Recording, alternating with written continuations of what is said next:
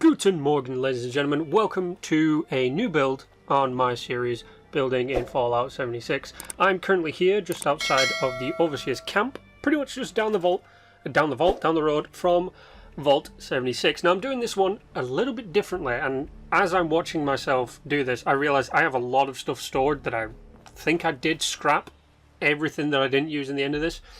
But I'm building a base pretty much designed to help out new players. Now, strangely enough, there has been quite a lot of influx of new players into the game recently. It might be new players, or it might be people making new files and new characters so they can go and do the experience all over again. But I've been bumping into a bunch of level 1s, and I thought it was about time someone did something about it. Now, apart from the one camp that I debuted at the end of Fallout Camps, my new Fallout series, which is me exploring the vendor camps that you guys have set up, I've not really come across anybody who is building camps to help the new people onto the game, or the people who are doing the file over. You know, a camp which is basically super cheap. It's not designed for making camps, but it's designed to make people's games a little bit easier to get into. Now, what you saw right there was me putting down the basic kind of design. I do tweak this design quite a lot. This one was a straight, right off the cuff, kind of just random, Jesus Christ, let's just try and make something interesting kind of build. And of course, I have the new carpet, so I wanted to try and figure this into the build somehow. I do, but like after several different iterations of this floor layout, I think in the end, I don't show you them all, but I think in the end I went through about 7 different designs for the floor, which sounds wacko, but this, I normally say something along the lines as this has always been my most interesting build to date, and this one's actually been my most infuriating build to date, because I use some stuff in this that I've never used in a base before, and when you use something new, it's always frustrating because you're trying to learn how it works. But as you can see right here, it's a pretty simple design. It's kind of a rectangle with a small rectangle on the side of it. And yeah, it's a very interesting... So I've called this Docks, by the way. I actually decided to label the name of the house/clinic, if you didn't manage to figure out from the title. This is an entire medical kind of facility camp, which will be selling things like stim packs and basically anything else that you need right at the beginning of the game just to help you get into it.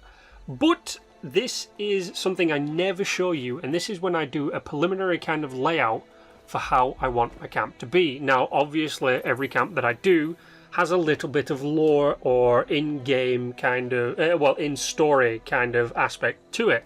That is why if I build something that is an office building or something like that, it has a reception, which is what you saw right there. But I was trying to figure out where to put everything at the beginning. I knew that I wanted a waiting room. I knew that I wanted a doctor's office, which is the area that I'm in right now, which I thought about sticking a vendor in.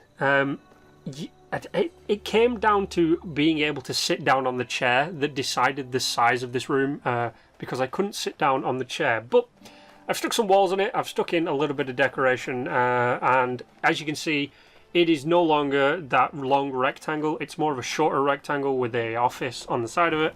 But I've put all the vendors here, right at the back, and I'm just jumping around like a fool. But I've done the half wall divide. As you can see, I've gone for the vinyl flooring instead in the main area, and then in the clinic, in the doctor's office, I have my shag rug. And I don't know why I was doing this, but I just started recording before I started walking down. I am showing you again, but it's actually a little bit further on in its development of its total design. So it looks like I'm showing you exactly the same stuff, but I decorated some new things in this. Obviously, the paintings themselves had to be in, because if you've ever been in a doctor's office, you know for a fact that there's just a pointless, tacky picture in there for no reason whatsoever. But as you could see just a little bit then, you could see that I changed up the doctor's office. I can't remember if I showed you that, but no, this was all for me trying to pin down how I wanted it done. Yeah, I do show you the doctor's office. There we go. It's nice. It's beautiful. I like it. It's actually pretty simple, and I can sit down. I couldn't sit down before, but now I can. And I have actually people sit in the office with me. It's pretty fun. But yes, now obviously I've stuck on a roof. I've done a roof that I've never done before. That front angled V, inverted V, or... No, it's a V. It's an upside down V, arrow roof. I've never done one of those roofs before. But while I was messing around with the conduits that you can see right here that I'm using to give power to the place, this is the thing that I was futzing around with forever. It took me, I think, 30 minutes to an hour to get this not only flush with the wall, which took me, but also getting all this power connected up. Some of them don't work properly because they are too close to the wall sometimes, and sometimes I had to take out the wall, put the wall back in, do all this funky stuff. But I realised I need a place to stick my power, so I made a power shed. Yes, I'm calling it my power shed for no reason whatsoever. But this is my first time using conduits in a build, so I kind of wanted to make this a little, you know, outside power shed. I also do end up storing my personal stash box and my the little camp that you put down.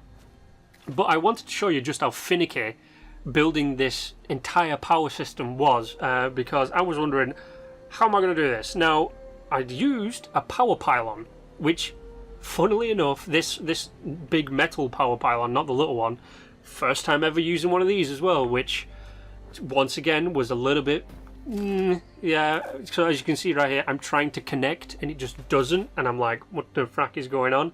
But then I realised that wire going all the way down would just be completely and utterly pointless. But it also taught me something about the pylons themselves, these conduits. You can't just connect it. You can't click on the thing and connect it through the wall, as you see me doing right there. But the power was set up, everything was funky-dory, and then I realised people are going to need food and they're going to need water. So I put on the William Tell overture from the Lone Ranger movie and went out discovering some screws, just enough screws, so I could build that purified water processing factory thing. I can't remember what it's called. Water purifier, basically. Yeah, I actually did listen. That if you've never listened to that rendition of the William Tell overture, or you've never seen that movie, I do highly suggest going and watching it. It's a fun movie. It's not a great movie, but it's a fun movie about the Lone Ranger. And the William Tell overture at the end is it's great. It's been mashed up and finagled with. But I decided to build a garden because at the when I began the game, I had no idea how beneficial food actually is. Now, my inventory is full of Salisbury steak because I now sell basically all of the healing items that I make. And to make up for that, I always capture the Sunshine Meadows processing plant, as I've mentioned before, and basically just produce a buttload of food. Now, Blanco mac and cheese does a maximum of 8, I believe, while all the other ones seem to only produce 4 every time I go and visit down there. So I normally have a lot of Blanco mac and cheese, Blanco, sorry, as it's called. I call it Blanco for some reason. And I also do a lot of Salisbury steak, because I don't know if they have their own processing times, but Salisbury steak seems to produce really fast. So I just stuck down a bunch of food that would help people. I do everything. And now I actually end up double stacking on both the tomatoes and the corn, because I find them more beneficial in soups. Resin soup's okay, but yeah, I find it all beneficial. But the final thing really to do was the vendor itself. Now, this is something that I think if you are a vendor, you need to do. I see people doing it, but not a lot. Label your goddamn vending machines. I'm saying this because I don't appreciate, and I know a lot of other people don't appreciate, going into your vending machine that's just full of a bazillion different things in a bunch of different sections. If you are doing, for instance, if you were just a weapon and armor person, have 2 vendors that do one weapons and possibly ammo, and the other one armor. It makes it a lot easier. But I had 3 because I wanted to sell my bobbleheads and other random things, which is the question mark one. It's kind of a little fun thing where you can come and just enjoy discovering what's in it, really. But let's do one final little tour. I'm starting to lose my voice here.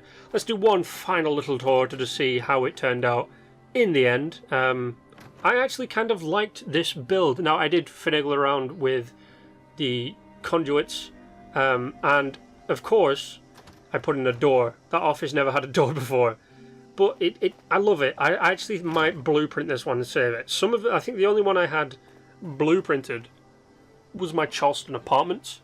Yeah, that took up a lot of loading time. But as you can see, I'm going in now and I'm setting up my prices for all of the chems that I just carry around with me. And I've only just noticed I've only got one Blanco brand mac and cheese on me. I must have ate all of them.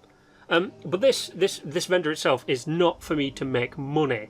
This vendor itself is to help you guys if you are newcomers, or if you are starting a new file, as I said at the beginning of this video. So in my chems section, you know, you've got all your things like your Psycho, your Daddy, or your Mentats, your Fury, all the stuff that could buff you in a way. I think that's why I put them in chems. And I'm even giving you some of my personal chems that I use myself, my Radex, my Radaway. And by the way, I spam healing salves, whatever you want to call them, but I had none on me because I make them and then sell them for the 1,400 max caps. I prefer doing it that way.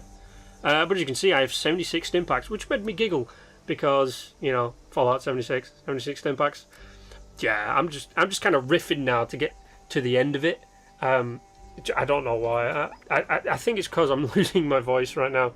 It doesn't sound like it, but I am. But yeah, there we go. That's me just setting out my stems. So, thank you for coming along, ladies and gentlemen. I hope you have enjoyed this build. And if you see it, I'm on PS4, come along and buy. It's the best thing. But, once again, ladies and gentlemen, thanks for coming along. Don't forget to like, share, and subscribe. And until the next time, that is right. Stay awesome.